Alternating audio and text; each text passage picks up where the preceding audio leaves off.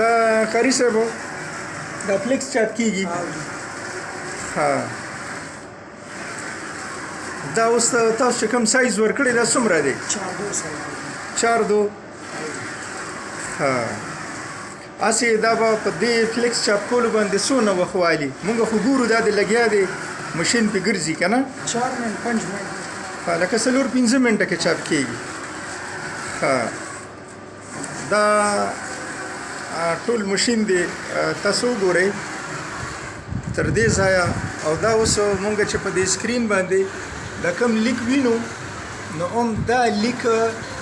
په دې فلیکس باندې چاپ کیږي لګیا دی دا د ګورو زمون قدرمنو میلمنو ستړي مشئ نو دا ستړي مشئ ټکي دا دی اوس به رو ښکاري ګورو کنه که کومو کسانو فلیکس ماشین نه وي لیدلی چې دا څنګه کار کوي او دا فلیکسونه څنګه چاپ کیږي نو قدرمنو دا ووینئ چې دا فلیکسونه په دې طریقه چاپ کیږي قاری صاحب ستاسو په دې باندې ډیوټي ده تاسو را فلیکسونه چاپ کوئ تاسو د کوم ځای تخبه ها او دا تقریبا څومره پورې پلن چاپ کولی شي 10 فوټ پورې چاپ کولی شي کنه او د هغه ځای پورې وګد دی دا فلیکس چې کوم دی نو اوس به ان شاء الله دا هم ورپسې دا نورم برابر شي ستړي مشي دغه ټکي خو پکې پوره شو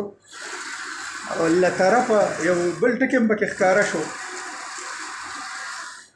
ګورو ماشینه تاسو ته قدرمنو اوریدونکو او کتونکو تاسو ته دا ښایو چې فلیکس ماشین څنګه کار کوي او د فلیکسونو چې تاسو د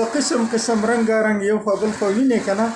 نو چې دا څنګه چاپ کیږي د هغې طریقه دا ده د هغې ټول چل د هغې ټول ماشین د هغې ټوله کارکردګي ستاسو د وړاندې ده تاسو وکتل چې هغه رستني لیکل هم پښتو ادبي ټولنه تحصیل تخبه پښتونخوا هغه هم پکې وشوه او همدغسې دا فلیکس پوره شو دا ستاسو وینئ د دې هغه میډیا هم په دې باندې غټه واړه دي په دې باندې فلیکسونه چاپ کیږي دا د دې رنګونه دي چې دا مختلف رنګونه په دې کې استعمالیږي دغسې دا په دې کې ورچئ او قاری صاحب تاسو دا فلیکس تیار شو ها دا به اوس د لیکسات لپاره هوا ته کېښودل غواړي که نه چې لږه وچ شي دا رنګونه وچ شي که نه اوس تاسو په دې